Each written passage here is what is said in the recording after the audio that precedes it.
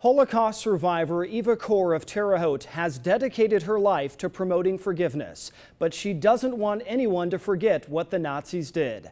So Eva tried to record the stories of fellow Holocaust survivors during her recent trip to Israel. One of them finally agreed to talk on camera, and Eva says it's the most heartbreaking story she's ever heard.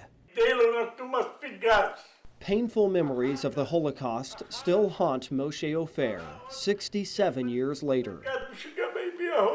At night, the nightmares come. Moshe decided to share his story with fellow Mengele twin Eva Kor. He definitely is in a very, very difficult state of mind because he goes over in his head about what happened and what he could have done. As a 12-year-old prisoner at Auschwitz, the Nazis forced Moshe to pull gold fillings out of the mouths of the dead before burning their bodies in the crematorium. To ask a 12-year-old child to do that in order to survive, that's a tough one. Just like Eva and her twin sister Miriam, Moshe and his twin brother were experimented on at the concentration camp by Nazi doctor Joseph Mengele. His twin brother was castrated. Dr. Mengele castrated Moshe's twin Tibi as part of an experiment to try to turn a boy into a girl. Tibi's wounds were too severe from the castration, and Moshe couldn't stop the bleeding. He said he remembered feeling his twin brother's body turning cold next to his, and he couldn't stand it. He threw his brother's body on the gurney for the dead, and for that he felt guilty all his life. Eva told Moshe he needed to forgive himself. Moshe, you did the best that you knew how. You could not revive your brother. And the fact that you wanted to live, you shouldn't feel guilty that every person wants to live. He said, I was so glad that I was alive and it wasn't me whose body was cold. And I feel guilty for that. After World War II ended and Moshe was liberated, he moved here to Tel Aviv, Israel, where he tried to put the guilt behind him. 60 years after Auschwitz, Moshe says he received the shock of his life in 2005.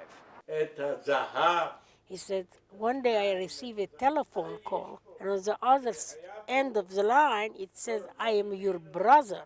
And I said to him, no, my brother died. He said, yeah, you threw me on the gurney for the dead, but I didn't die. Moshe's twin was living in the Ukraine where someone there told Tibi his brother was alive in Israel, and they soon reunited. The reason that neither Moshe nor Tibi found each other or looked for each other, each one thought that the other one was dead.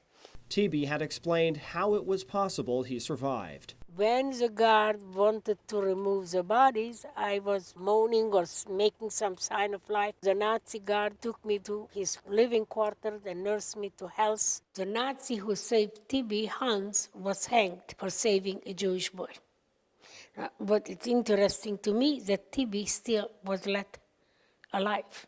Even though a Nazi guard saved his brother's life, Moshe still can't embrace forgiveness, especially when his brother died just 6 months after they were reunited. He said, here I was finding my brother just to lose him again. So there was never a time that he could really enjoy his brother as a brother. To try to stop the nightmares of Auschwitz, Moshe takes painkillers and antidepressants, which are making him broke. He needs some money. Even though he doesn't understand Eva's message of forgiveness, she wrote Moshe a check for $2,000 to help him pay for all his medications. If we can help alleviate the pain of one single survivor, if we can touch and help the life of one person for the better, then that is all we can really hope for in life. While she's still trying to find a fellow survivor to forgive the Nazis, Eva also wants to be forgiven. She offered an apology for something she's felt guilty about ever since Auschwitz. We'll show you that tomorrow night.